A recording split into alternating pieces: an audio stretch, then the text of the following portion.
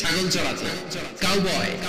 রাসূলুল্লাহ সাল্লাল্লাহু আলাইহি ওয়াসাল্লাম বলেন, মা বাআসাল্লাহু নাবিয়্যান ইল্লা রাআল গানাম। আল্লাহ যত নবী দুনিয়ার মধ্যে পাঠাইছেন সমস্ত নবীরা মেষ চড়িয়েছেন, ছাগল চড়িয়েছেন। সাহাবারা আল্লাহর নবীকে প্রশ্ন করলেন, আনতা ইয়া রাসূলুল্লাহ, হুজুর আপনিও কি মেষ চড়িয়েছেন, আপনিও কি ছাগল চড়িয়েছেন? নবীজি জবাব দিলেন, কুনতু আরআহা আলা কারারিতা লি আহলি মক্কা। আমি কয়েক দিরহাম পারিশ্রমিকের বিনিময়ে মক্কাবাসীর মেষ চড়াইতাম। কিসের বিনিময়ে? পারিশ্রমিক। আপনাদের এলাকায় যদি এসে আমি ছাগল রাখি, মেষ রাখি, কিছু টাকার বিনিময়ে কি করবেন আমারে? হ্যাঁ,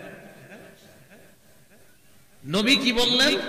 কুনতু আরআহা আলা কারারিত লি আহলি মক্কা। আমি মক্কাবাসীর মেষ চড়িয়েছি পারিশ্রমিকের বিনিময়ে। আবার বলছি, পারিশ্রমিকের বিনিময়ে আমি মক্কাবাসীর মেষ চড়াইতাম।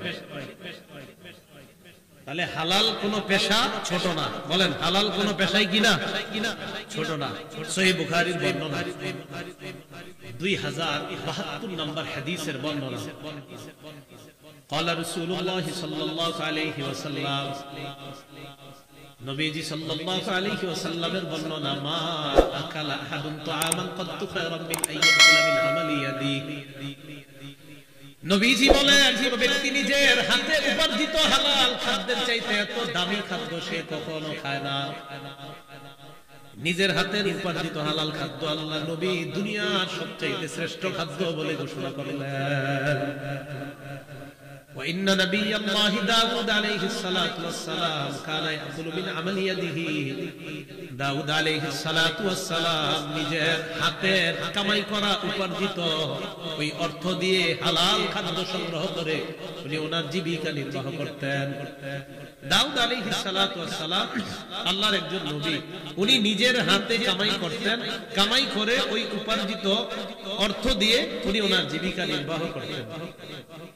এই যুগে যদি কেউ আপনার লৌহ বর্ম ইত্যাদি বানায় কোন হুজুর বেছে, আপনাদের কুমিল্লার কোন হুজুর আপনি আর কাম পান না খুঁজে খুঁজে। দাউদ নবী করছে, কিন্তু আমাদের বর্তমান অবস্থা এমন হয়ে গেছে কোন হুজুর করতে গেলে ছিছি, আপনি কি করলেন? তার মানে নবীর পেশাটাকে আপনি ছিছি বললেন, কোনটাকে বললেন? তাহলে আরেকটা পেশা বলি নবীদের, দেখেন সহিহ বুখারী 2260 নম্বর হাদিসের বর্ণনা। আরো অনেকগুলো হাদিসের মধ্যে আসছে, বুখারী শরীফের বর্ণনা আসছে 2262 তে আসছে। রাসূলুল্লাহ সাল্লাল্লাহু আলাইহি ওয়াসাল্লাম বলেন, মা বাআসাল্লাহু নাবিয়্যান ইল্লা রাআল গানাম। আল্লাহ যত নবী দুনিয়ার মধ্যে পাঠাইছেন সমস্ত নবীরা মেষ চড়িয়েছেন, ছাগল চড়িয়েছেন। সাহাবারা আল্লাহর নবীকে প্রশ্ন করলেন, আনতা ইয়া রাসূলুল্লাহ, হুজুর আপনিও কি মেষ চড়িয়েছেন, আপনিও কি ছাগল চড়িয়েছেন? নবীজি জবাব দিলেন, কুনতু আরআহা আলা কারারিতা লি আহলি মক্কা। আমি কয়েক দিরহাম পারিশ্রমিকের বিনিময়ে মক্কাবাসীর মেষ চড়াইতাম। কিসের বিনিময়ে? পারিশ্রমিক। আপনাদের এলাকায় যদি এসে আমি ছাগল রাখি, মেষ রাখি, কিছু টাকার বিনিময়ে কি করবেন আমারে? হ্যাঁ, নবী কি বললেন? কুনতু আরআহা আলা কারারিত লি আহলি মক্কা। আমি মক্কাবাসীর মেষ চড়িয়েছি পারিশ্রমিকের বিনিময়ে। আবার বলছি, পারিশ্রমিকের বিনিময়ে আমি মক্কাবাসীর মেষ চড়াইতাম। তাহলে হালাল কোন পেশা ছোট না। বলেন, হালাল কোন পেশাই কিনা ছোট না। আল্লাহ বুঝার তৌফিক দান করেন। সহিহ বুখারীর বর্ণনা 2074 নম্বর হাদিসের বর্ণনা। আবি হুরায়রা রাদিয়াল্লাহু তাআলা আনহু قال قال رسول الله صلى الله عليه وسلم। আবু হুরায়রা রাদিয়াল্লাহু তাআলা আনহু বর্ণনা, আল্লাহ রাসূল সাল্লাল্লাহু আলাইহি ওয়াসাল্লাম বলেন, لأن يحتطب أحدكم حزمة على ظهره خير من أن يسأل أحدا فيعطيه أو يمنعه। তোমাদেরকে কাঠ সংগ্রহ করে পিঠের উপর বহন করবা, এই কাঠ পিঠের উপর বহন করার পর কাঠ বেচে তুমি হালাল জীবিকা উপার্জন করা মানুষের কাছে চাওয়ার চাইতে আমি নবী তোমার পেশাটাকে উত্তম বলে ঘোষণা করলাম। কারো কাছে তুমি চাইবা ফায়ুতিয়া আও ইয়ামনা, সে দিতেও পারে নাও দিতে পারে। তুমি কারো কাছে চাওয়ার চাইতে কাঠ পিঠে বহন করে নিয়ে তুমি বিক্রি করে হালাল জীবিকা উপার্জন করবা, আমি নবী তোমার এই পেশাটাকে উত্তম পেশা বলে ঘোষণা করলাম। সহিহ বুখারী 2075 নাম্বার হাদিস। عن الزبير بن العوام رضي الله تعالى عنه قال قال رسول الله صلى الله عليه وسلم زبير بن العوام رضي الله تعالى عنه ورنا أن الرسول صلى الله عليه وسلم قال لأن يأخذ أحدكم أحبلا خير له من أن يسأل الناس। কোন মানুষ রশি নিয়ে জঙ্গলে যাবে, যাওয়ার পর লাকড়ি সংগ্রহ করে ওই লাকড়ি রশি দিয়ে বাঁধবে, বাঁধার পর এই রশি দিয়ে লাকড়িগুলা বেঁধে বাজারে নিয়ে নেওয়ার পর এই লাকড়ি বিক্রি করে হালাল জীবিকা উপার্জন করবে, পরিবার নিয়ে চলবে। আমি নবী তার জন্য অন্য কোন মানুষের কাছে ভিক্ষা করার চাইতে এই পেশাটাকে শ্রেষ্ঠ পেশা বলে ঘোষণা করলাম। পরিবার গঠনের শুরুতে হালাল পেশা, হালাল উপার্জনের প্রতি মনোযোগী হতে হবে, কথাটা মাথায় রাখা। মেয়ের বাপ যারা আছেন, ছেলের উপার্জন মাসে 1.5 লাখ বলেই বিয়ে দিবেন, বিষয়টা এমন না। উপার্জনটা হালাল কিনা 1.5 লাখ সেটা দেখতে হবে।